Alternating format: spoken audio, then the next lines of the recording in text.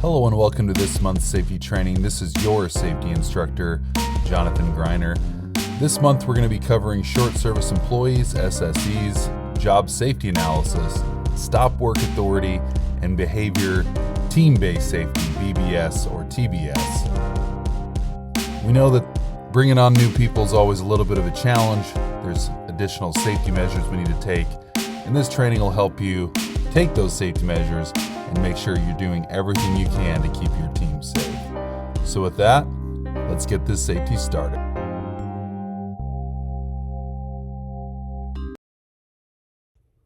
So we're going to kick off this month's training with short service employees. These are employees that have been with the company for less than 180 days. Some companies say 90 days, but typically they want a 6-month period where we're treating employees as green hats or people that are new. Not to, embarrass them or make them feel less than the other employees, but really to make sure that their needs are met, particularly as it relates to the hazards that they're going to experience.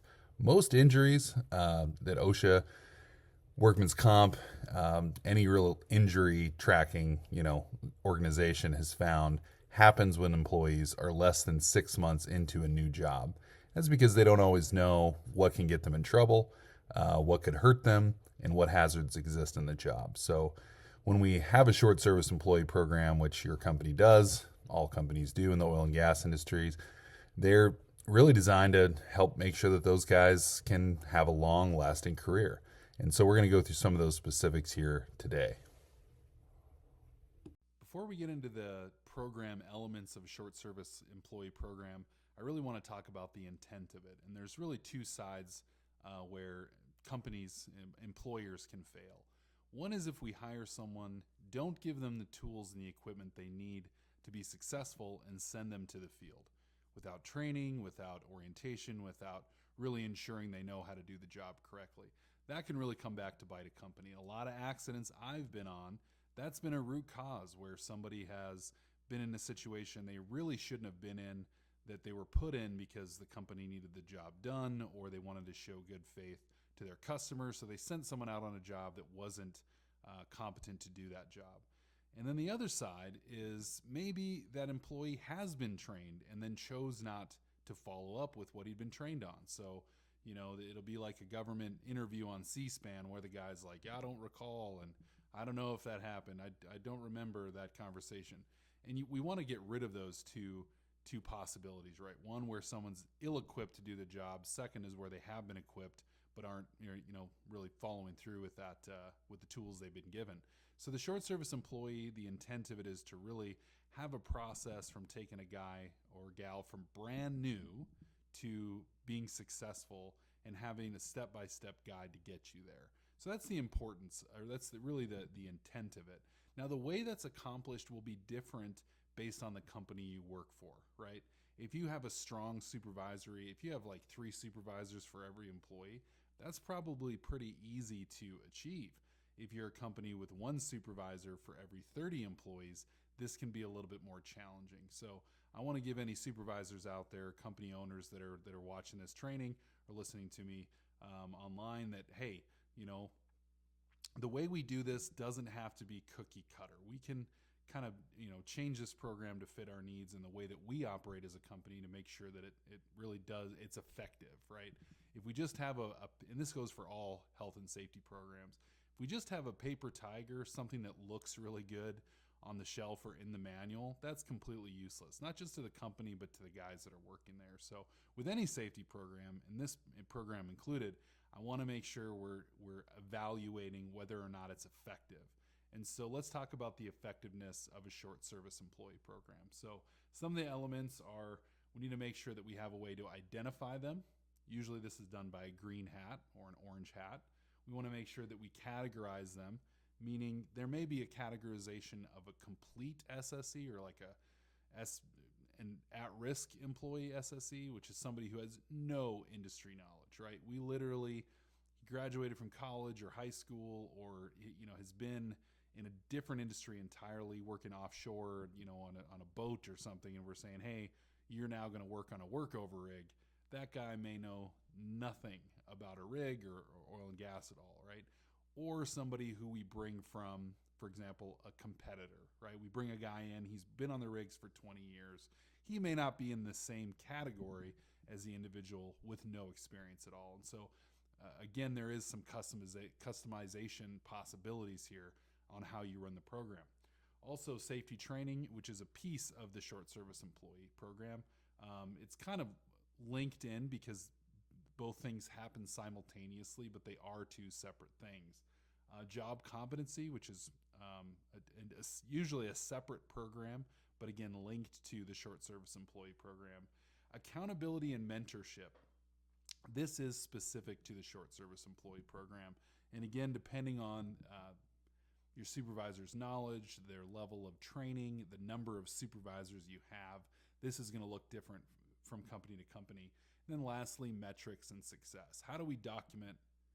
How do we track? How do we make sure it gets done? And honestly, in these trainings, that's usually where I lose people, is when I start talking about metrics, because soft sciences are hard to get true data from, right? Like a good data science program, for example, is how many gallons of fuel do I use in a year? Easy metrics, right? Even if you don't get all the data, even if you don't save all your fuel receipts, right? You could average the price per gallon over a certain year in a certain area and then track how many miles you drove from January 1st to December 31st. Data and metrics simplified.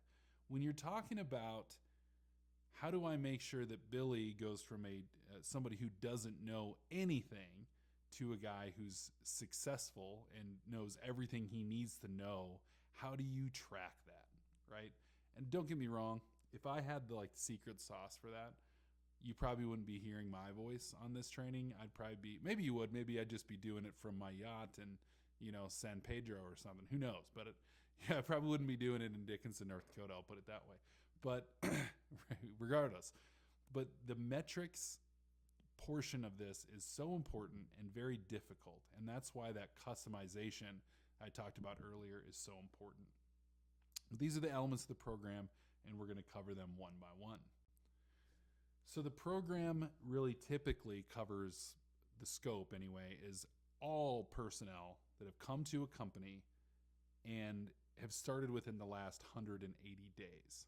So that's kind of our start. New hire is when they start, whenever that day is, up to 6 months. Some companies it's 90 days, but usually now it's kind of, moved to 6 months, which is fair. 3 months is a little bit short. Now I will say that again, with the categorization, maybe it is 90 days if the guy has, a lot of experience. But the problem with somebody coming to a company and saying they have a lot of experience is also difficult, because what experience means to one person may be something different. For example, if I said, I have 10 years of heavy equipment experience, and what I mean is I have a riding lawnmower out on my ranch, and I've been riding that thing around every Sunday for 10 years. That's a little different than having built, highways and interstates across the country. Heavy equipment experience, right? So, or pipeline construction, for example. Those are very different. So someone just saying I'm experienced isn't extremely valuable. And that's where this program comes into play as well, where there's a method for evaluating their level of knowledge and not just taking it at face value. Lastly, we want to make sure that the new employees receive additional attention, additional supervision, that we're watching out for them, that they're being, kind of, really watched out for on a daily basis, especially when they're in dangerous situations. So as I mentioned earlier, these SSEs are typically people that have been hired between 90 and 180 days. We give them a green hard hat. Sometimes it's orange. Sometimes they wear a different colored vest or jumpsuit. I recommend pink. It's a favorite out there, so put your SSE in some pink coveralls. They'll love that. They'll love getting out of them, so they'll want to make sure that they make it through the SSE program. But the goal really is ultimately is to have more experienced employees train the less experienced employees, the SSEs, and make sure that they're becoming competent in their work. So earlier I mentioned the categorization, customization, possibility. And the reason you do that is there's a few different factors. One, as I mentioned, someone with a lot of experience. Another situation is somebody who has been rehired. So whether they were laid off due to labor reduction, if they had to go home to their family and came back, maybe they had an ailing parent or something of that nature, then maybe the SSE program is modified for that individual because they've already shown competency in the job, and it may be a 1 month or a 3 week or something of that nature process just to verify that knowledge is sticky and they haven't lost it. And then there's other reasons to shorten it besides just experience, or lengthen it. If somebody just isn't getting it and they need more time, that's acceptable in the program, or it should be acceptable, where, hey, this person, they should have been done in 6 months, but we didn't have enough jobs. Maybe, that's assuming that there's 30 jobs they'd go on in a 6-month period, but, it's a slow season and they've only been on 7 or 8, things like that. Maybe it's lengthened for that reason. So again, I recommend with these programs that you kind of think ahead and outside of the box a little bit on what elements you may encounter, and then make sure that you factor those in as you're building the program or implementing the program moving forward. So an effective program really is an interdisciplinary program. You have the HR element, which is, again, did they get a drug test? Did they fill out the paperwork? Did they sign the new hire document, whatever it is? Then you have the safety department, obviously, but really the operations department is the lead in this, is really the heart of this program. The problem is if we look at it from just a safety perspective, that individual may decide, hey, the safest thing for me to do is just be in the truck all the time. And so that SSE being, never being in a position to, be effective at their job may be the safest thing for them. Maybe they just stay at home, and they're perfectly safe. But, if you're $20 billion over budget on a project and 2 years late, the fact that no one ever got hurt is not going to add a lot of value. So the goal here is that someone is trained effectively and not putting themselves or others in scenarios where, injury or incidents may happen. So, the way that this plays out is different, again, for every company. So at our company, for example, we have mentors. The way that we develop our mentors, because it's challenging to just constantly add new people to the company if you only have one mentor or two mentors. So we kind of analyze each job task, and then we have 2 levels. The first level is, are you competent? We'll get into this a little bit later. And then the second level is, are you qualified? And to become a qualified person in a task, you not only have to show the ability to do the job, but to train others to do the job. And that isn't for every task. Some you need to have a supervisor, or even in our world, the president review with you to make sure that you have certain tasks, down pat. So, every company's a little bit different again, but does the president of a company need to show the new hire, Billy, how to do a pre-trip on an F-150? The answer is probably not. Maybe Johnny, who's been there for 6 months or 3 months or whatever, who's been deemed competent, and then we've evaluated his ability to show others, maybe Johnny can show Billy how to do the pre-trip and sign off on him, And again, each company is a little bit different. The way you go about doing these things may be different, but, finding a way to have employees understand that the knowledge that they gain isn't just for them, but it's also to pass on to future people, is a pretty key element of an effective SSE and job competency program.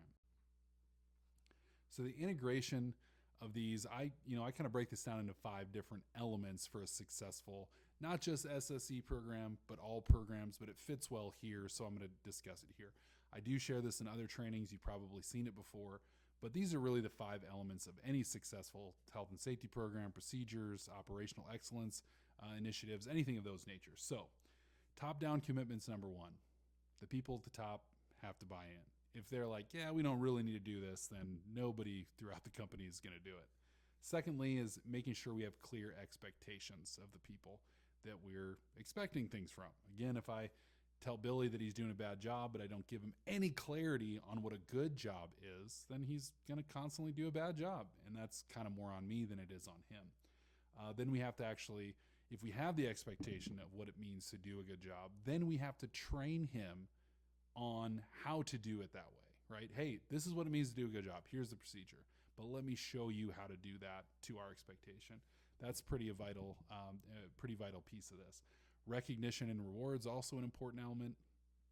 if someone graduates the SSC program or gets a promotion and they're rewarded with extra work and no pay, that's probably not going to be a very long-term person. You're probably going to have an issue with retention in that instance. So even if it's as small as you have a little thing and a shindig where you take his green hat and you put it on the shelf and hand him the white hat and say, good job, you kind of stepped up, congratulations.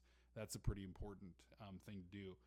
Lastly is communication and feedback. And for us frontline guys, that are doing this day in and day out, if we're not effectively communicating to the top how things are going, good or bad, then the top's not going to know. If we don't tell them this is the areas that we're succeeding, these are the areas that we're failing, how are they going to know? They're not. They're going to believe that the last report they got is still consistent with reality, and that may not always be the case. So communicating upward, I like to focus on that here, but if you are a top level person, constantly, spinning your wheels, sometimes that's because at the top, the expectation isn't clearly given, or the expectation for success and how do you want things to look. And it's important to share that as well. So the safety training orientation, I've just kind of put this out as a template. This is one that we use. This is the safety side, right?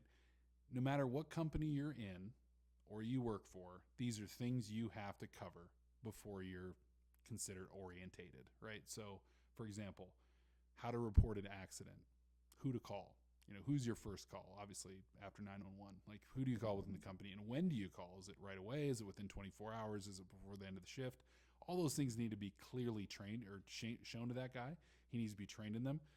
And then he needs to be signed off that he knows those things, right? Walking, working surfaces, one base and one way training, H2S clear training. These are just basic, again, this is just a guide here that we use. It's very basic. These are things that everybody needs to go through. That's the SSC safety training portion, which is just one part of the SSC program. Again, this is an interdisciplinary deal here, but this is just the safety portion. The competency program is really where the rubber meets the road. Again, because if the whole goal is to not get Billy hurt, then Billy should just stay home. That's how Billy never gets hurt, When we look at success of an individual and to get them to the point where they're a model employee, the kind of guy that everyone can rely on and is excellent at his work, we need to bring him up to speed as quickly as he is capable. And that's really the goal of a successful competency program, is to allow him to excel at a pace that is equal to his aptitude. Now, for some people, that's extremely quick. We've had guys in a 6-month program that have just knocked it out of the park within 2 months, right?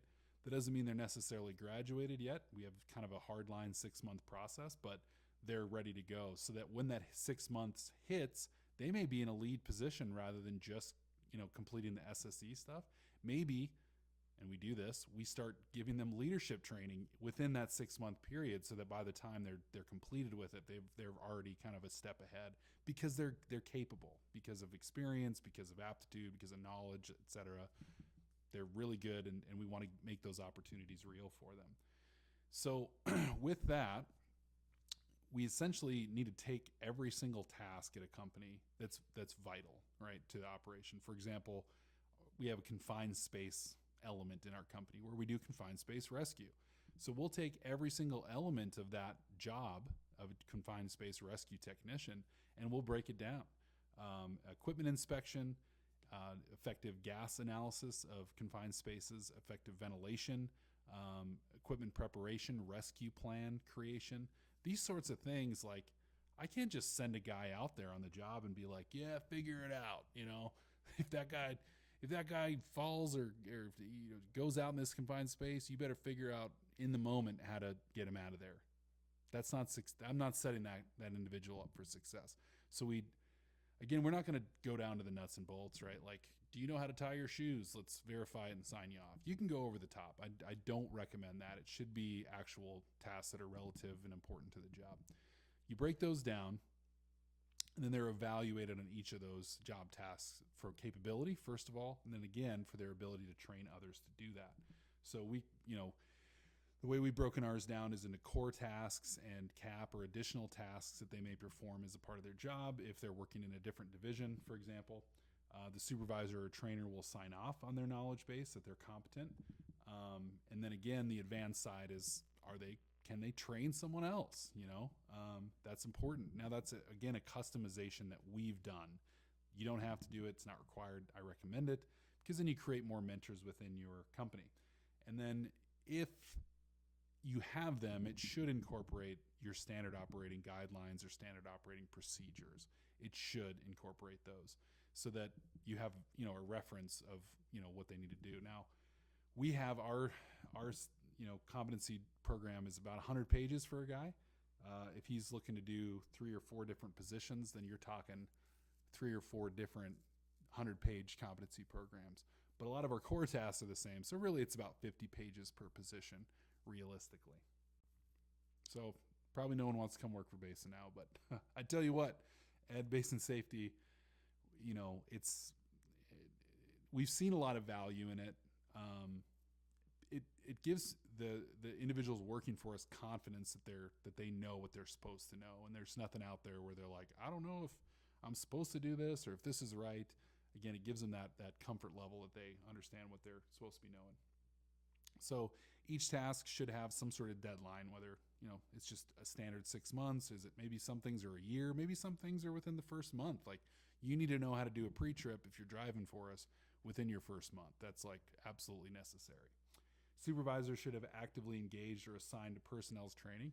So with us, we're relatively small, so every supervisor is responsible for his team, and we have about 4 supervisors, about 5 guys each. So that's their job, is to work with those individuals. Reviews need to be done periodically to make sure they're kind of keeping up. Supervisors should oversee the progress and make corrections as necessary if they're moving too slow, if they're skipping steps or trying to skip steps. And then lastly, these coaching sessions should be a part of the program. And this is difficult because everybody gets busy and we all think about ourselves. It's nice to think that there's somebody out there who's just thinking about you and your success all the time. It's just what they're doing. Not a lot of us have that, and we can't necessarily expect that from everybody or anybody really. So, we really imbibe in our employees a sense of self-ownership of the program where, look, if you want to advance in the company, here is your path. Make sure you're getting signed off. And then for the supervisors, it does take a lot of reminders and coaching to get them to the place where they're constantly helping their guys get better and more knowledgeable. So again, the metrics piece, this is the hardest piece. Now, with this system, we at least document. Billy can do a pre-trip. Joey knows how to test the tank. Joey's the best tank tester, atmospheric tester we've ever had, right? He just gets the science.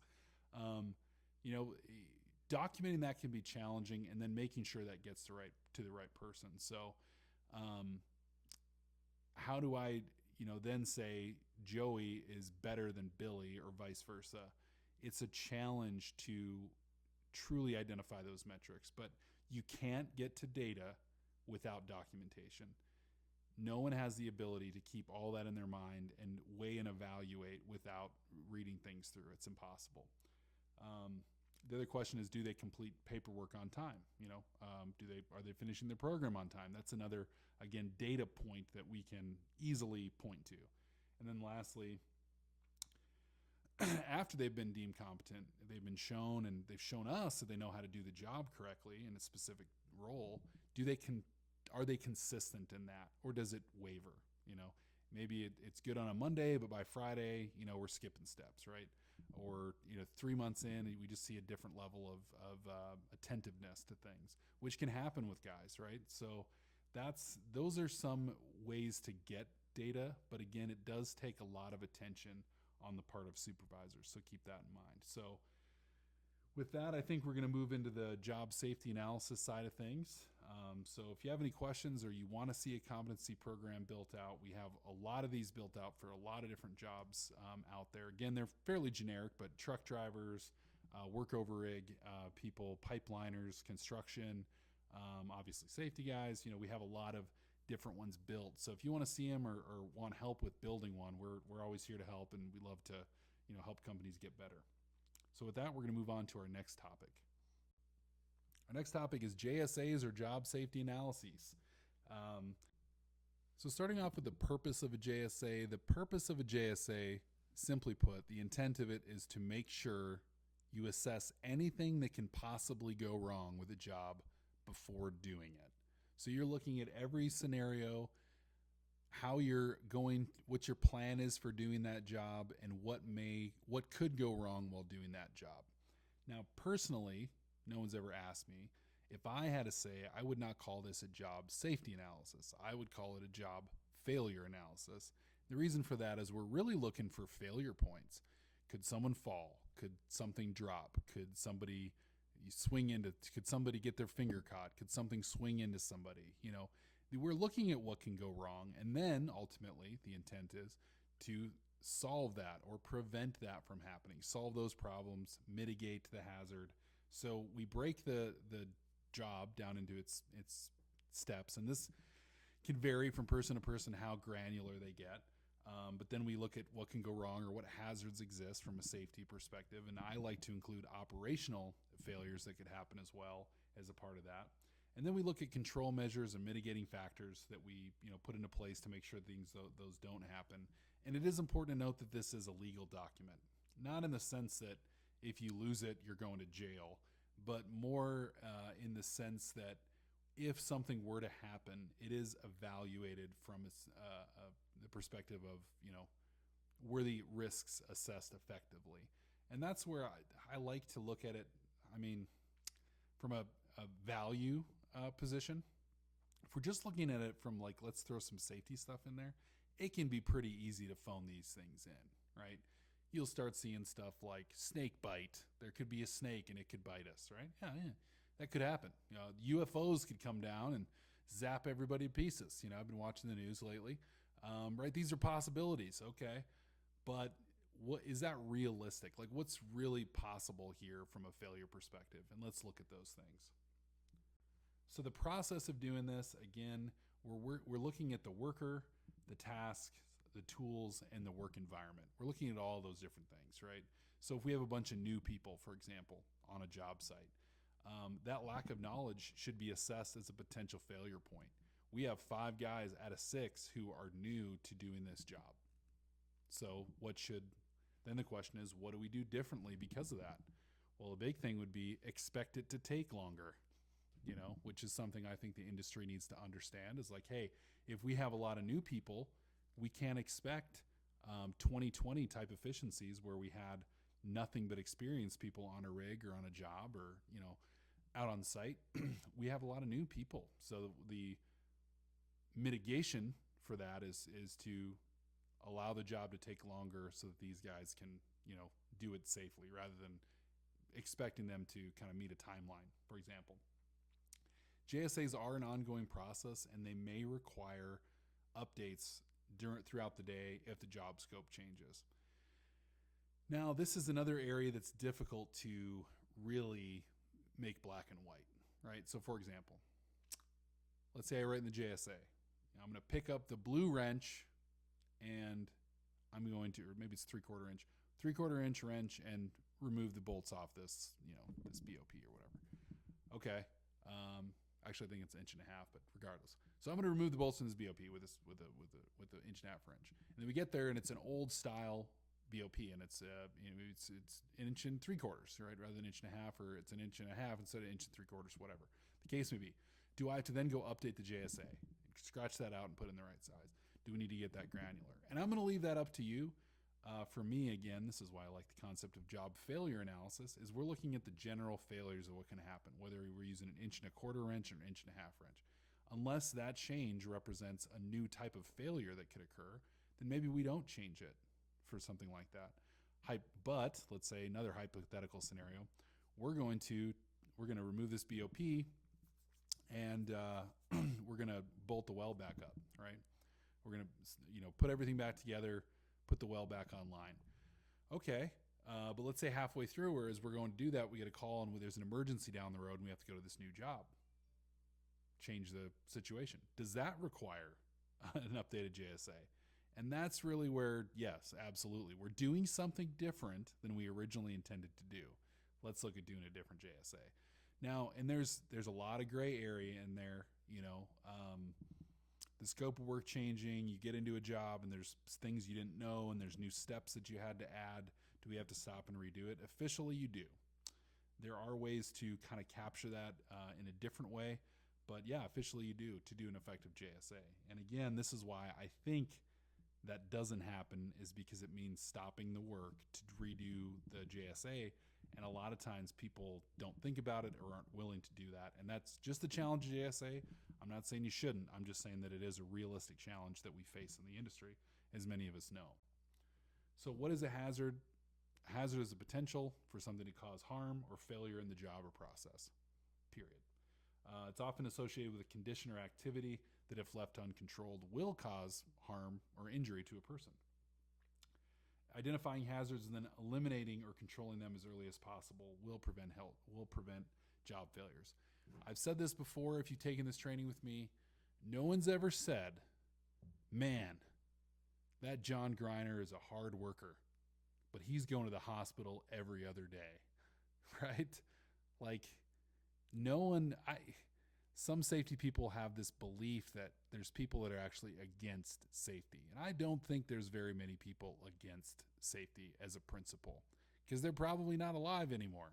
No, I'm just joking. But most people are on board that we don't want to get anyone hurt, right? The question is, are we evaluating what could get you hurt effectively, right? Like, are we really thinking it through, what could harm this person?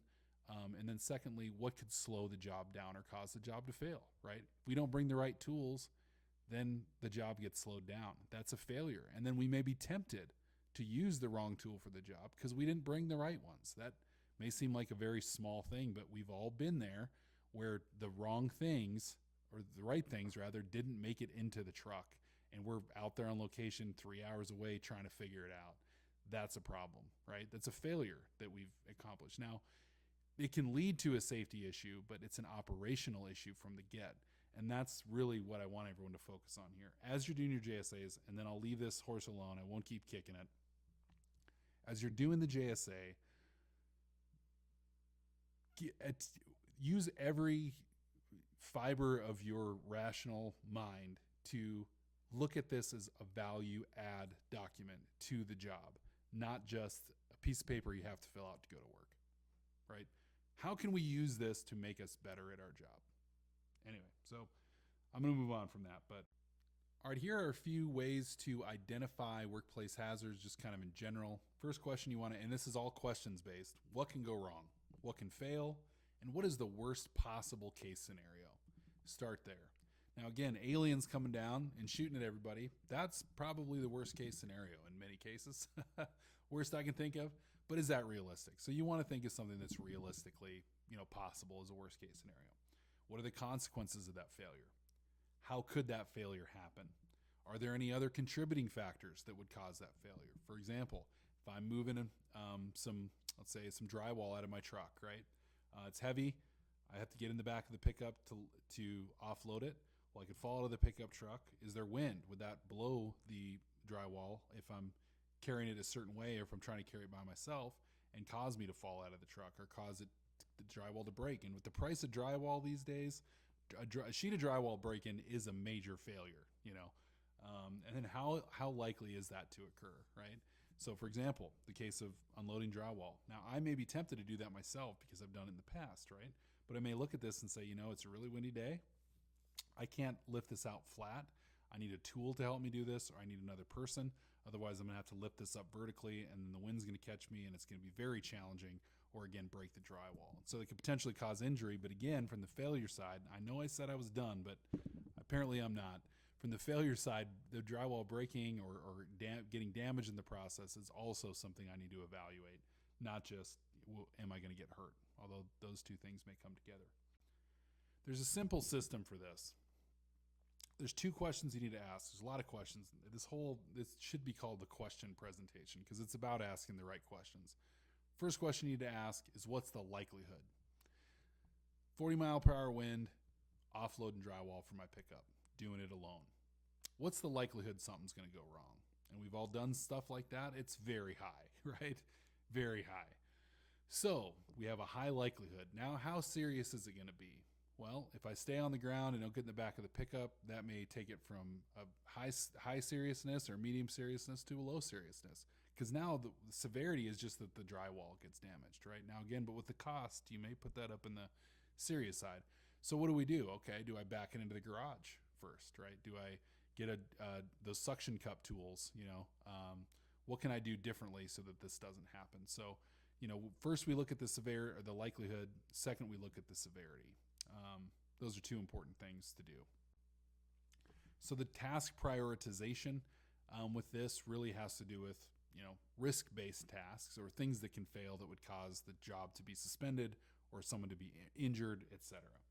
So we want to start with the highest likelihood and highest severity items first, right? Looking at those to really deep dive into. Jobs with potential to cause severe disabling injuries or illness, even if there's no history of previous accidents within our company. Jobs in which one simple human error could lead to a severe accident or injury, that needs to be a high priority, right? Like if one thing's different here, this is going to fall and break and crash and burn or slip and fall on someone, whatever, some serious thing. If one small error, if there's a low margin of error situation, those need to be evaluated pretty thoroughly. If jobs are new to an operation, a company, a division, or a person, we need to be paying attention to those a lot. So if you're new to the industry, if you're listening to this training and you're like, I'm pretty new, that's okay. When it comes to risk, you're actually a fantastic person to be looking at this and saying, hey, what could possibly go wrong? Let me ask a lot of questions to make sure I understand the scenario. And then jobs that are complex enough to require standard operating procedures or standard operating guidelines or instructions at all.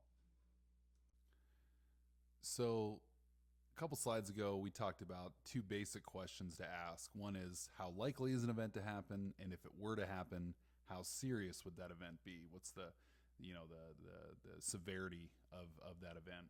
So here's another way to look at that data or that set of questions in a more formal manner.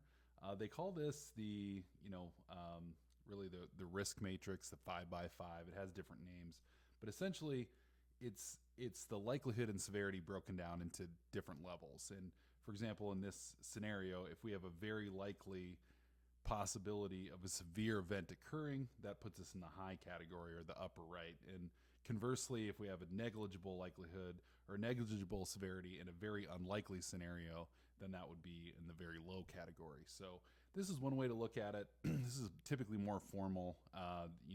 Companies will do this when they're assessing, a set of tasks or a specific type of job where you can formally identify, the risk nature. And they'll even put numbers to these, very unlikely being 1, and then up in the top, that'll be a 25, right? So you can score it that way. And then there's additional things you can add in there, such as previous incidents. For example, if we say we're unloading a truck, right? Well, likelihood of an event happening, probably pretty minimal, but if something were to happen to be serious, but lo and behold, we've had 3 incidents in the past year of people unloading trucks, hurting their back or slipping and falling, etc., then that may jack that number up because we're increasing the likelihood based on what we know to be true.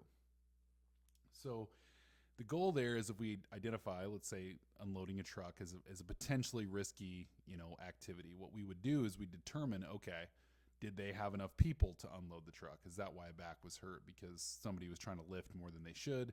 Was their posture a certain way? Did they not stretch first? Did they not use lifting equipment? Could a forklift been used, etc.? And those are all tools and equipment we're going to use or methods, really strategies we're going to use to eliminate the likelihood of an incident happening based on known risk factors or things that we know would increase risk. We can also change the way we do it, where we do it. Did we unload it in the mud? Did we unload it in the shop where we have a concrete floor, for example? Things of that nature really put it into context as far as the formal process of minimizing risk. Then additional things like, do we add fans and ventilation? Would additional lighting be helpful? Do we need gas detection in these instances? Do we need fall protection? What equipment do we need to make the task safer? All right, so we can go through all those steps and strategies kind of mentally or in conversation with the crew saying, hey, what do we have here? What's the likelihood of a failure? What can we do to minimize that? And then we want to go about documenting it in a JSA. So I know we've talked a lot about the JSA, but now we're actually going to walk through one, a generic type of JSA. If you've seen this training before, some of it may be similar. I have changed it a little bit here just, for the entrance of shaking things up a bit. So, in a JSA, you have several, different parts. Typically, you're going to have, what equipment's required. Some places or some forms will have this blank and you have to write it in. The form that we recommend, rather than having everyone write, gloves or fire extinguisher on every single form, go ahead and make that a checkbox because, we know that that's probably something we're going to have involved. Same thing with some general hazards such as lifting hazards, ice, snow, mud, fall hazards, fire hazards, things of that nature. You can have those check boxes. You don't have to. Really depends on, the company. Then we're going to have and this is tough because, again, people can phone this in and kind of pencil whip it, as we like to say in the industry, where you just write down any generic thing or the thing that you wrote down yesterday. So the way to get around that, or if you're looking for ways to freshen up your JSA, process, the talks, the toolbox talks, tailgate meetings, whatever you call them. Again, I recommend using kind of a process failure analysis. What can go wrong while doing this job, right? So we want to be specific. What are we doing, and what can go wrong while we're doing that? So, for example, here's just the first column of that 3-column, JSA. So the first thing is, we want to number the job steps. Some people do that, some people don't. I recommend it. That way, as you're documenting things, if something's out of order, you can quickly, order it differently rather than having to erase it or start over. And you don't have to be perfect as you're developing the form or filling it out. You can kind of, look at it at the end from the overall perspective and see what the best way to do it is. So you want to number it really more than 5 or 6 steps in a task. A JSA may not be sufficient. If we're doing a 35-step JSA, we may want to look at building a procedure, such as a standard operating procedure or guideline, if it's that complicated of a task. And then lastly, we want to group similar tasks to eliminate repeat of hazards. For example, lifting a pump and lifting a skid, right? We could say lifting pump / lifting skid, right? If the hazards are going to be similar. And maybe we put a little asterisk by the lifting a skid, and then in the subsequent columns, we put an asterisk by something that may be specific. As lifting things is pretty standard, as far as hazards go, especially if we're using the same type of lifting equipment. May change if you're using manual lifting versus using a crane or a gantry crane on a truck. And again, this is why it's important to look at this with a fresh set of eyes, and each scenario is going to be different. So then we're going to look at hazards, again, potential failures. You see that I have that written in here. Is there a if we're going to be lifting a skid, if we're going to do it manually, you look around, you got a bunch of guys who are in their late 40s with, multiple, back surgeries. Maybe lifting that skid by hand isn't the best way to do it in this scenario. And even if they're younger and strong, we don't want them to be the 45-year-old guy with the multiple back injuries, and surgeries in the past, right? So what can we do to minimize that as a possibility? A cut, tripping over something flying into us, we're grinding or sanding something, anything, walking, generally you could put, traveling around location, and that could cover the entire day. What might you encounter? Well, we got a lot of loose scoria, there's a lot of mud, there's some ice over there in the corner, whatever it is, identifying those things and make sure that the hazards are specific to the task that you're referencing. Lastly, we have the elimination and control section, which is what we're going to do to prevent that. So, for example, we're going to be walking all over location today. We're picking stuff up and cleaning it up before we turn it online. Okay, great. What can go wrong? What could fail? Well, if someone trips and falls, we would consider that a failure. If somebody lifts something that's too heavy for them by themselves and hurts themselves, that would be considered a failure. And in addition, they would hurt themselves. So kind of a double failure there. So elimination is removal of a hazard completely. A control is something we're doing to live with that hazard. And elimination is always kind of the main goal here. How do we completely remove the possibility of somebody getting hurt doing this task or the possibility of a failure?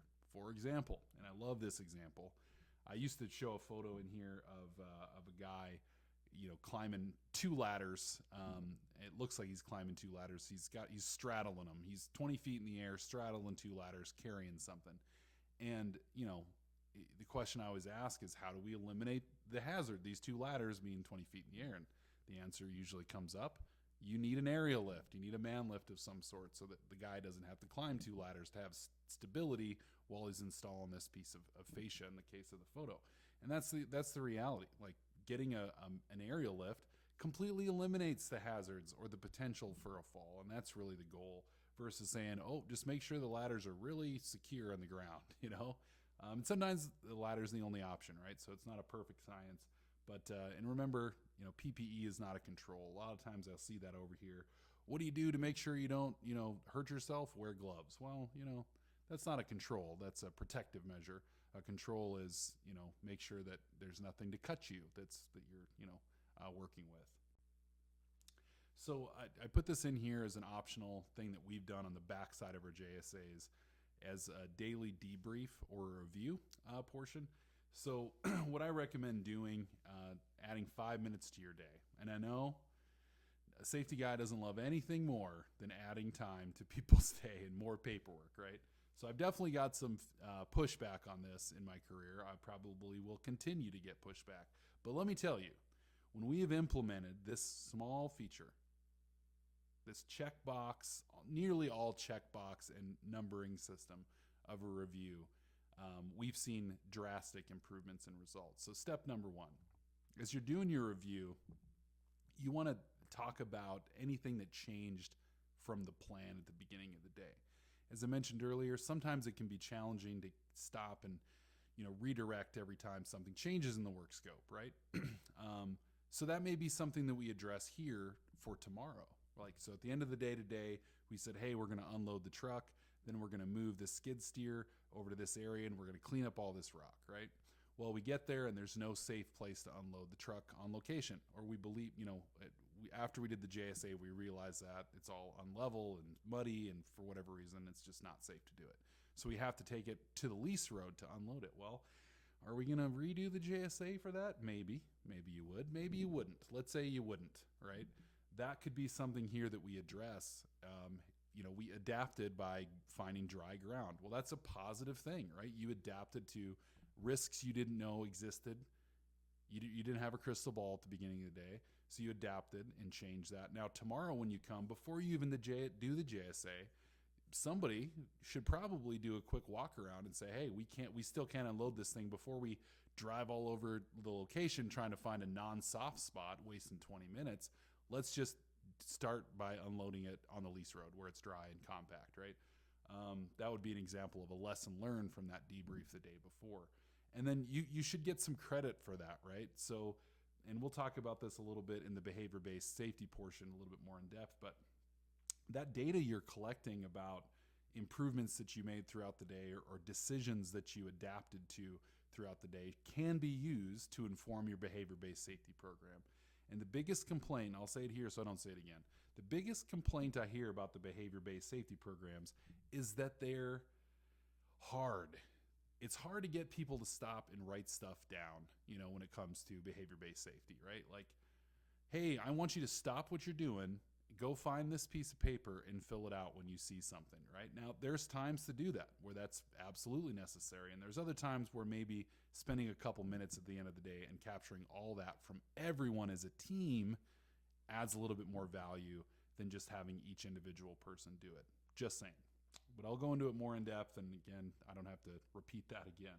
So with that, we're going to move on from JSAs. We understand the purpose and the reason for them. And our next topic, we're going to talk about stop work authority. So stop work authority, for anyone who's new to the industry, I'll make this very clear. The purpose of stop work authority is to ensure that all people that are working on or around a site or a job or a task or in the field or any sort of field work at all, or even in the shop, any sort of work, that if something doesn't seem right, look right, feel right, etc., you can say, hey guys, we got to stop real quick to assess this. And in the instance I used earlier, of, unloading a truck, right, or unloading a skid steer from a trailer. Um, somebody needs to say, hey, there is no safe place to do this on location. We need to do it out on the road. That's a version of stop work. It's like, hey, the plan we have is not going to be successful. We're going to fail. Like, the trailer's going to tip over, the skid steer's going to tip over, there'll be a guy inside. This is a bad situation. Let's reassess and find a better way to do it. That's a version of stop work. I think a lot of times when people think of stop work, they think of like some grand production of a guy screaming and waving his arms around, everybody stop, and there may be times for that. And there is times for that, but in general, our stop work is really just everyone having the right to say, hey, this plan is not effective. We need to stop and reassess before we move forward. So, and really a main part of the stop work program is the idea that anyone can do that, really leveling the playing field. If you're a manager, supervisor, superintendent, vice president, president, brand new guy in the field, everyone has that equal playing field when it comes to being able to stop work and say, hey, we need to reassess this. Even visitors, contractors, does not matter. When we see something that's going to potentially cause danger, harm, or failure, damage to equipment, environmental issues, whatever, we can say, hey, we got to stop this and reassess. And giving people that authority and responsibility doesn't go out lightly, but sometimes I think it's taken lightly in the field. Like, yeah, we could stop the job, but do we really have that kind of leverage? Do we really have that kind of play? And that's important to accept. But the reality is that I've seen situations where people have been ostracized for stopping work. And I've seen situations where leadership has been let go because they didn't listen to stop work situations. So, I will say this. If you don't have a lot of clout in an organization, you're new or not that experienced or whatever, and you stop work, somebody might be annoyed with you. I cannot promise that no one is going to be annoyed, right? Or that they'll even listen necessarily. They should. They're supposed to. There's a bunch of regulation out there and company policies that say they absolutely have to. Doesn't always happen that way. But if you work for a company where stop work is not respected, right, where you say, hey, we got to stop this is dangerous, and everyone just kind of laughs you off, that may not be a place you want to stay at for very long. Because what if you're in the situation where you don't know something's dangerous and don't have the ability to evaluate it and aren't able to stop and something bad happens, right? Yes, you can point fingers, but at that point, somebody may be without fingers. So it's not a good situation to find yourself in. So in imminent danger situations, I want to define that real quick, is really anything where we know something, is going to cause damage or injury to somebody. And it's important that everybody understand, everyone listening to this training, to know that you have the right, responsibility, and authority to stop the job. And that responsibility piece, again, even saying this, it's like, man, you have the responsibility to stop the job. You can't just say, oh, I didn't know. I look kind of fishy to me, but I'm not the boss. That's not an excuse. Like, you have the responsibility. Something doesn't look right, shut it down. That's just the direction that we need to go with it. Recently, I was in a situation, I received a video. There was an incident. A loader had backed into a pickup truck, right? The pickup truck had kind of driven, it was nighttime, snowing, visibility was low. The pickup had driven into this loader's path. He didn't know the loader was moving. The loader didn't know he had moved into his path and backs right into it. Boom, right? Obviously, work was stopped at that point. We have equipment damage, right? And now the question is what do we do with that? Do we just say, hey, yep, don't back into trucks anymore, or is this more of a team meeting where everyone sits down and says, whoa, like, what happened here? How do we prevent this from happening again? We need to really take this stop work scenario into a very formal direction versus me pointing at a patch of ice and saying, hey, Billy, don't walk over there. It's icy. Maybe he started to walk towards the icy area and I redirected him. That may not be, getting everyone on a Teams call and flying people in from Denver. That may not be that kind of situation. So how do you stop work? And again, I think a lot of people think of that crazy person, running down the street, or running across locations, screaming and yelling. That may not be the case. You do want to make it clear why you're stopping work, though. You don't just want to be like, stop work, and everyone has to figure out what you're talking about. You want to say there's an imminent danger. Look, this is a serious thing. We need to stop. Then you want to describe what you're seeing. Now, you may be wrong. You may stop work and it's perfectly safe. And people will be annoyed with you, as I mentioned. I can't promise you they're not going to be annoyed with you. It can happen. If you're wrong, though, it would be better to have stopped and reassessed than to have moved forward and somebody got hurt, right? So if you're wrong, you might get some coaching, you might get some training. No one wants to feel dumb, right? No one wants to say, hey, stop the job. And then they're like, oh, Billy, you're kind of dumb for doing that, right? No one wants to feel that way. But I promise you, in those scenarios, doing it in a respectful manner, in a way that doesn't, put someone at risk, is always going to be in your best interest. And again, you have that responsibility. So examples of a stop work order, hey, stop, hey, you should really have a harness on up there at, 10 feet in the air. This excavation, it's more than 4 feet. Guys in there, we need to put some shoring up. Hey, Billy, you can't be smoking next to the wellhead, right? This stuff isn't locked out. We're about to weld on it. We need to change this up. These are serious, imminent situations, right? Where everyone can kind of agree those are bad situations. So those would be an example of doing it. And after stop work's been issued, like I said, there's a formal process. Sometimes, if someone doesn't stop working, what do you do then? Which is a good question. If you tell people to stop work and they don't, you want to kind of go above their head on that one, right? You don't just want to stop and be like, well, I guess Billy's going to die and I guess we're all okay with that. That's not okay. You may need to go above their head and, kind of escalate that situation. It's not fortunate, but that's kind of what we want to do. It's what we need to do. It's what we're responsible to do. So in a lot of cases, as I mentioned, stop works are going to be informal. So let's take the loader in the truck, for example. Let's say I'd have been standing right there. You would have been standing right there. And you see this loader backing up into a truck or a person that's getting out of that truck. You may need to jump up and slap the window and, really, that's not really safe or capable. Throw a rock, whatever it is, at this loader to get him to stop. Do something, extreme to get the work stopped to save a life, right? In those instances, that's a serious stop work. And then that situation is going to be escalated. Most scenarios, though, are the one that I mentioned, like the gentleman walking towards the ice, right? It may just be like, hey, that's, don't be walking over there, man. That's really icy. We know it's icy. It's sloped. You're going to fall. We knew a guy that fell, whatever. You have information. That's going to be typically more informal. Now, and also in the instance of the loader, that may also be considered a near miss, right? I did a stop work and it's a near miss. Those two things may be one and the same. So when you restart work, depending, and I'm going to assume in this situation it's a formal stop work where like, hey, this was really bad or this could have been really bad. We need to make sure everyone's on the same page. We may want to do a new risk assessment, get everyone together again and talk about, hey, this situation could have happened. There may even be like a safety alert that we put out in those instances. So in all the, be aware of that, that, it's not just like, hey, Billy almost got ran over by the loader. Everybody back to work. There may need to be a discussion and something a little bit more formal than that. So we want to make sure that we're using this properly. I've heard people say, oh, everybody, people might just stop work for no reason. I've never seen that happen where someone's just stopping work left and right, except for safety guys. I've seen that actually. I can't say I've never heard of or seen that. Safety guys sometimes will incorrectly, observe a situation and stop the work.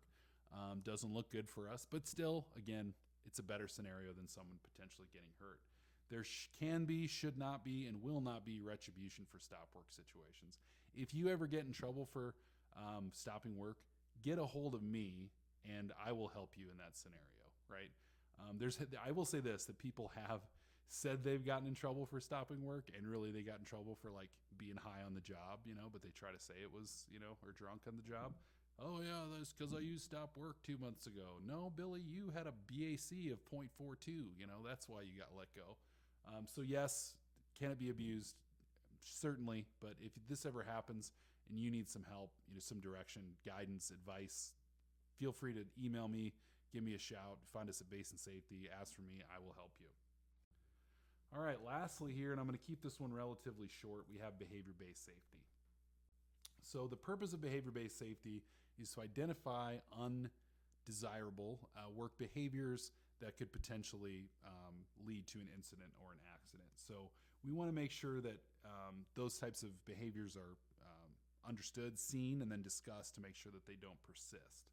So some example of behaviors would be untidiness, failure to listen to instructions, not following standard procedures, being angry or emotional when you're getting coached or trained, rushing, lag in operations. These are behaviors, right? Like things that people do. A hazard is a little different. That's a physical thing that we know is a hazard. For example, we got tools everywhere, which is untidy, but that's the hazard, not the behavior. The behavior is people that are just not good at housekeeping. Improper or missing procedures, tools and equipment not working properly if we're not following the standard operating procedure.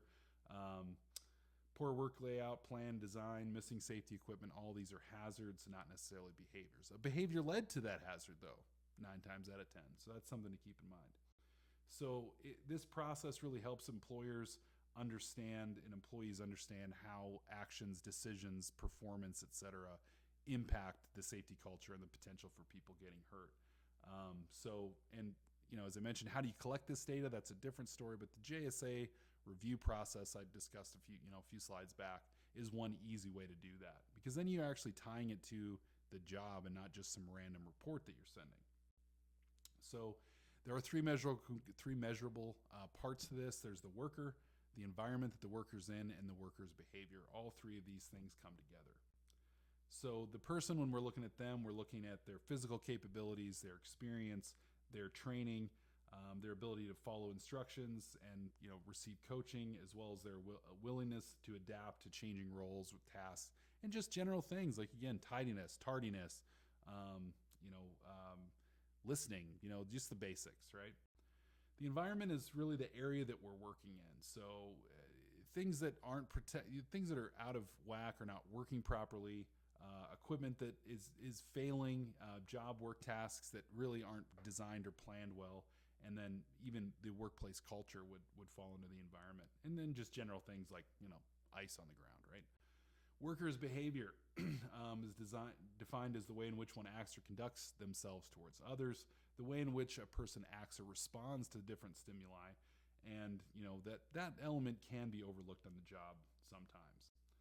So the behavior-based safety process, or team-based safety process, which I like to employ when you have a team, is really looking at, observing what's going on, providing feedback, reviewing that information, defining what's going on and try to find, hey, how can we get better? And then lastly, kind of reinforcing that in a positive way and providing, achievable goals. The behavior-based safety systems, I'll talk about this and then I'll talk about team-based. So behavior-based safety is typically individual to individual, mano a mano. I'm watching a guy, documenting what I'm seeing, and reporting on that.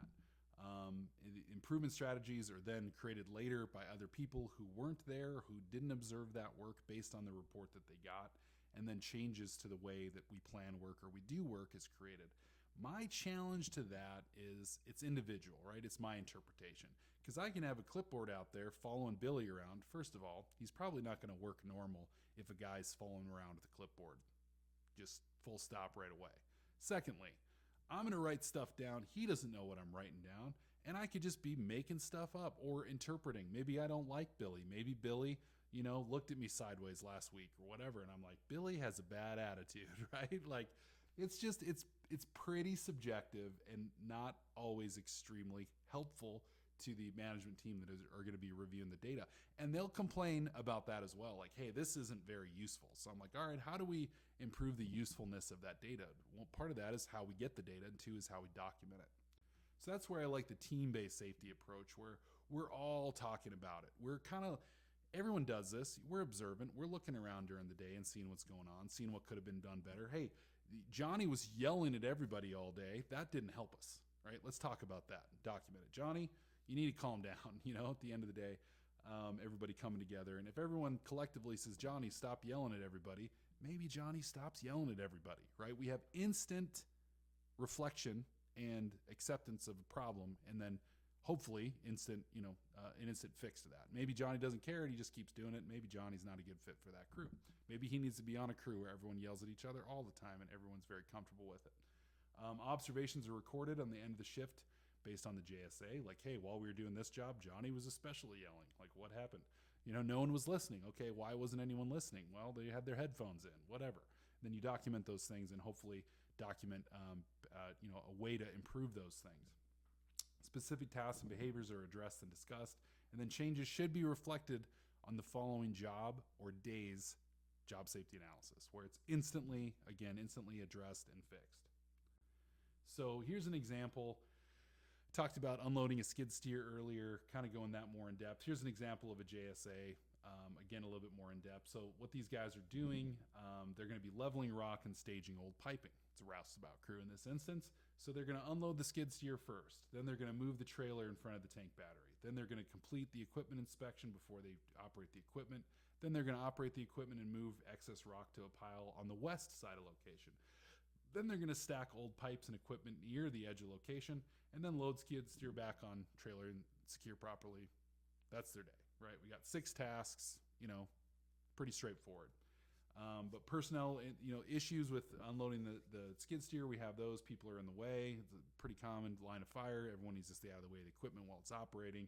We need to make sure that we're, not lifting the equipment by hand, or the pipes. We're having the skid steer lifted by means of a hook, etc. And then lastly, what are we doing to make sure people aren't in the area? We can use cones, a spotter, these different things that we're doing, etc. So let's say we plan out. So this is the day. This is 6 a.m., 6:30. Got our coffee.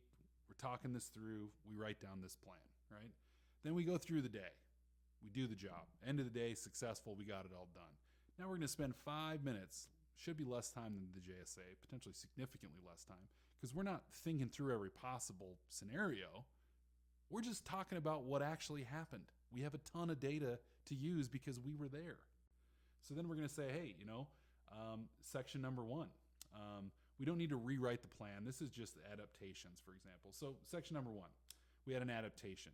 The skid steer was intended to be unloaded near the tank battery. However, the ground was found to be soft due to recent snow melting. And as the trailer was backed in, it started sinking. So we stopped, and then we unloaded near the pumping unit where the ground was higher and more compact. All right, that was a near miss. We could have, potentially sunk the trailer, stuck the trailer, etc. So we're going to document that. We're going to numerically put it out there. We have some positive observations there. We got 4 out of that, and hazard IDs, and we'll talk about these numbers. We have, which specific hazards that we saw. Then complete the equipment inspection and begin back scraping rock so it's level and even. We found that some of that rock was frozen. We couldn't scrape it all, so we had to do it by hand. Then we have operator was wearing safety equipment and hearing protection worked efficiently, so we have some positive ideas there. And then we had a plan here for task number 6, and you'll see there that those numbers correspond to the tasks. Load skid steer back on trailer and secure properly. Well, the skid steer was loaded by a short service employee, and he didn't secure it down right. The supervisor came to check his work because, he needs to be kind of supervised, and we found that it wasn't secured properly. So we fixed that. Then we have, all that information documented. So these sorts of things happen every day, all the time. It's very common. So we need to address that and say, hey, listen, we've got some scenarios where these things occurred, but they happen and then we lose them. The next day you'll come back and forget all about the rock that was, frozen in the ice. We're not going to think about that. Or the fact that Billy didn't secure the skid steer right. He probably wants to forget about it because he got his butt chewed, or the guy made him feel bad about it. Maybe he didn't even chew him out. Maybe he was not very nice about it, but he still felt bad because he didn't do a good job. Well, if we all talk about that at the end of the day, I promise you, as a team, we address it and say, hey, yeah, man, are you sure you know how to do this? I'll work with you more. Another guy steps up and volunteers, right? He will never rig a skid steer wrong again. And if he continues to do it, then we have to ask ourselves, is this the right guy to be rigging the skid steer? He obviously doesn't have the aptitude for it, right? So the idea here is that we're getting that behavior-based data rather than a guy on a clipboard following another guy around. We're getting it as a team while discussing the job that we did that day. So these numbers, again, in the system that we have numbers for potential, and you have options for others, but things like the positives, we have clear pinch points, prevention of leaks, wearing earplugs, we had efficiency issues, tool storage, use of gloves, etc. These are all positive things that we're going to do, and we're going to get credit for those. So, everything that we do, we should numerically document the positive things that we see. The crew performance improvements and hazard IDs, these are lettered here. So we have A through T, it looks like, and Q, R, and S, and T are all others. And we had walk-in work-in services as P. We had one of those as an issue because of the mud. We had an efficiency issue because we didn't walk around first to check what was going on. The guy didn't understand the job as far as truly securing rigging up that the skid steer. So we have a lack of understanding there. F, right? So then we document all these, and that's how we get our performance-based data or our behavior-based safety data. So if you struggle with this in the past, this is a way to successfully address those things and get behavior-based safety data and hopefully coach the team to success. All right, so we're getting a little bit closer to the end here. This is a longer one. We do have a lot of topics that we're covering. But so observation and feedback should be direct, measurable data on safe work practices. We should observe routine tasks, record both unsafe and safe work behavior that we see, and then again, provide that positive feedback or coaching to people that need it. Then we're going to review that data. The nice thing about the team-based safety method is that we're kind of reviewing the data at face value and not sending it somewhere and hoping that they understand our intent, right? We're really getting to the bottom of issues that we see in the field together. So you're kind of taking control back to the field for what's going on, right? Rather than just sending up the ladder and hoping they, again, make the right plan based on what you're sending them. So this data can be graphed because it's numerical, right? So we're actually taking soft things and making them hard data, which is good. So then we are going to, obviously implement improvement goals. For example, we'll take Billy, and we don't have to name him by name in the report, right? We said SSE in there; it's a new guy. You don't have to put Billy. But we're going to take that and say, hey, SSEs over the course of this year, we've had 100 different instances where the guys didn't secure the rigging down properly for the heavy equipment. Well, hopefully that informs management that we need to do a better job of training these guys on rigging before we expect them to rig stuff to the trailer. Obviously, we have an issue here. Or we're just hiring guys that have no concept of rigging no matter how many times you train them. Those are things, either way, we need to assess that and kind of make a plan. So we want to then communicate that out to the team and say, hey guys, this quarter we're really going to focus on rigging training. So everybody get ready for that. This is what we want you to be thinking about. This is a company-wide goal. And this should reflect that data again from the data that we get in the field. And so that's going to reinforcement. We want the management to provide feedback, give their ideas, rewards are an effective way to reinforce safe behavior. And it's not always money. A lot of guys are like, we need to pay them. And yes, people like money and respond well to it, but paying people to not, back over people, I don't know. I don't know if that's sending the right message. It's like, what if we can't afford to pay you that anymore? Then we just start backing over people? No, it's not a direct, reflection of that reality. And then lastly, we want to encourage coworkers when safe behaviors are displayed and then lead by example.